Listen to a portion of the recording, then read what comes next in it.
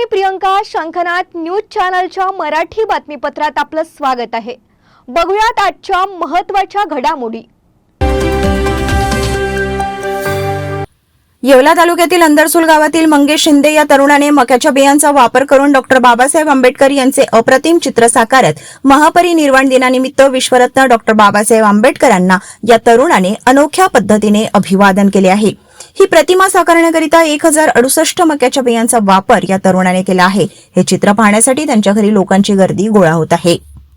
1068 मक्याच्या दाण्यांपासून बाबासाहेबांची प्रतिमा साकारत आहे. याआधी पण मी बाबासाहेबांची प्रतिमा, बाजरीची भाकर असेल, त्याच्यानंतर पिंपळाचं पान असेल, अशा अनेक प्रकारे मी महापुरुषांना अभिवादन केलेलं आहे. त्याचप्रमाणे आज महापरिनिर्वाण दिनानिमित्त बाबासाहेबांना हेच माझं अभिवादन असेल.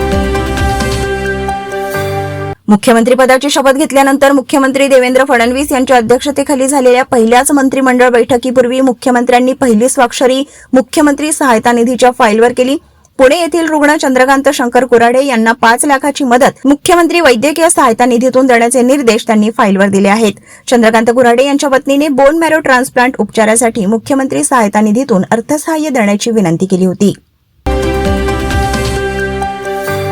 युगपुरुष भारतरत्न डॉक्टर बाबासाहेब आंबेडकर यांच्या महापरिनिर्वाण दिनी उपमुख्यमंत्री एकनाथ शिंदे यांनी ठाणे येथील डॉक्टर बाबासाहेब आंबेडकरांच्या पुतळ्याला पुष्पार्पण करून अभिवादन केले. उपमुख्यमंत्री होताच सकाळी त्यांनी सर्वात आधी डॉक्टर आंबेडकरांच्या प्रतिमेला पुष्पार्पण करून त्यांना अभिवादन केले. यावेळी मोठ्या संख्येने डॉक्टर आंबेडकरांचे अनुयायी उपस्थित होते. कल्याण पश्चिम येथील प्रबोधनकार ठाकरे सरोवर काळा तलाव येथे मागील काही दिवसांपासून निदर्शनास येत असलेल्या अस्वच्छतेमुळे कामात हलगर्जीपणा करणाऱ्या कंत्राटदारास नोटीस बजावण्यात आली असल्याची माहिती महापालिका आयुक्त डॉक्टर इंदुराणी जाखड यांनी पत्रकारांना दिली. आपण काळा तलाव एका कॉन्ट्रॅक्टरना दिला होता. त्यांची एएमसी त्यांच्याकडे होते आणि त्यामध्ये काही उत्पन्नाचे जे सोर्स होते ते त्यांनी तिकडे चालवायचे होते. इनिशियल काळात कुठल्या पद्धतीची कंप्लेंट नव्हती. मागच्या 1 महिन्यामध्ये वेगवेगळ्या पद्धतीचे कंप्लेंट चाललेले आहेत. त्या अनुषंगाने त्यांना आपण ऑलरेडी नोटीस बजावलेली आहे आणि मागचे 3-4 दिवसात आमची टीम्सनी पण तिथे व्हिजिट केली आणि आता आम्ही पाटली सफाई आमच्या मार्फत सुरू केली आहे. उद्यापासनं आपल्या टीम मार्फत पूर्णपणे तिकडे आपण काम सुरू करतो आणि आजपासनं त्यांना कॉन्ट्रॅक्ट रद्दच्या नोटीस देतो आहे. यापुढे आपल्या टीम मार्फत आपण तिकडे साफसफाई आणि सर्व गोष्टी करू आणि पुढील काही दिवसात तिकडची निविदा काढून तिकडे वेगळ्याने एक टेंडरने एक कॉन्ट्रॅक्टर नेमू आणि तिकडचं काम त्यांच्या मार्फत करू. राज्यात गुरुवारी नव्याने स्थापन झालेल्या सरकारमध्ये एकनाथ शिंदे यांनी उपमुख्यमंत्री पदाची शपथ घेतली. या शपथविधी सोहळ्यानंतर एकनाथ शिंदे यांचे गुरुवारी रात्री उशिरा ठाण्यात आगमन झाले. दरम्यान टेंभी नाका येथील आनंद मठात जाऊन एकनाथ शिंदे यांनी धर्मवीर आनंद दिघे यांना अभिवादन केले. यावेळी टेंभी नाक्यावर शिवसैनिकांनी मोठ्या प्रमाणात गर्दी केली होती. शिंदे यांचे टेंभी नाका येथील आनंद मठात आगमन होताच फटाक्यांच्या आतिषबाजी करत त्यांचे स्वागत करण्यात आले. विशेष म्हणजे यावेळी महिला शिवसैनिकांनी मोठ्या प्रमाणात आनंद मठात शिंदे यांना शुभेच्छा देण्यासाठी गर्दी केली होती. उपमुख्यमंत्री एकनाथ शिंदे यांनीही मग या महिला कार्यकर्त्यांबरोबर मोठ्या आनंदाने छायाचित्र काढले. मुंबई येथे देवेंद्र फडणवीस यांनी राज्याचे मुख्यमंत्री तर अजित पवार व एकनाथ शिंदे यांनी राज्याचे उपमुख्यमंत्री पदाची शपथ घेतली. यानंतर संपूर्ण राज्यभरात महायुतीच्या कार्यकर्त्यांकडून जल्लोष साजरा केला जात आहे. अकोला जिल्ह्यातील पातूर येथे राष्ट्रवादी अजित पवार गटाकडून फटाके फोडत व पेढे वाटत जल्लोष साजरा करण्यात आला. यावेळी मोठ्या संख्येने राष्ट्रवादी काँग्रेसचे कार्यकर्ते या ठिकाणी उपस्थित होते.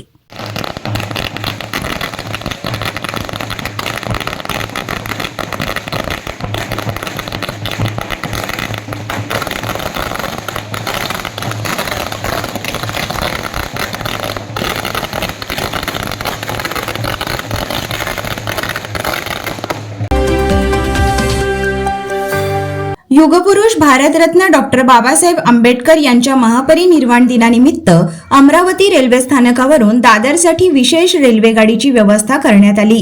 ही विशेष ट्रेन अमरावती रेल्वे स्थानकावरून 5 डिसेंबरच्या सायंकाळी चैत्यभूमी दादर मुंबईसाठी निघत असताना आंबेडकरी अनुयायांनी रेल्वेचे लोको पायलट व असिस्टंट लोको पायलटचा सत्कार करून तसेच रेल्वेतील प्रवाशांना पाण्याच्या बॉटल्सचे वाटप करून खासदार बळवंत वानखडे यांनी अमरावतीवरून दादर विशेष रेल्वेला हिरवी झेंडा दाखवून मोठ्या उत्साहात रवाना केले.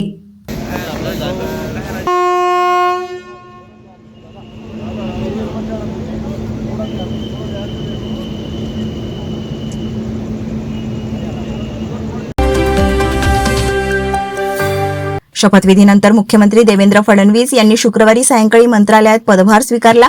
यावेळी उपमुख्यमंत्री एकनाथ शिंदे उपस्थित होते. देवेंद्र फडणवीस यांनी मुख्यमंत्री पदाची शपथ घेताच प्रथमतः पदभार हाती घेत त्यांच्या कामाला सुरुवात केली. महाराष्ट्रातील जनतेने दिलेला कौल हा महायुतीच्या बाजूने अजिबात नव्हता. त्यामुळे सर्वत्र उत्साहाचं वातावरण नसून शांतता आहे. हे सरकार जनमतामुळे नाही तर ईव्हीएमच्या चोरीमुळे आले आहे, असा आरोप करत पुण्यातील शिवसेनेचे उमेदवार आणि उद्धव गटाच्या नेत्या सुषमा अंधारे यांच्या आंदोलनाला सुरुवात झाली आहे.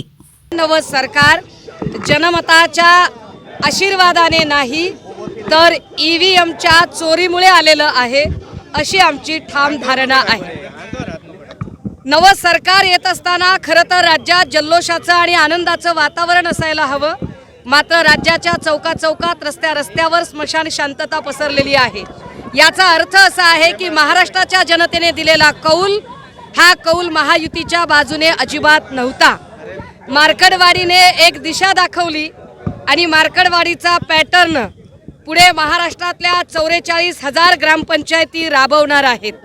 आणि याच अनुषंगाने आम्ही पुण्यातून आज नव्याने स्थापन होणाऱ्या सरकारला हे ईव्हीएमच्या मतांच्या चोरीतून आलेलं सरकार आहे हा आमचा संदेश राज्यभर पोहोचवण्यासाठी म्हणून इथे आलेलो आहोत.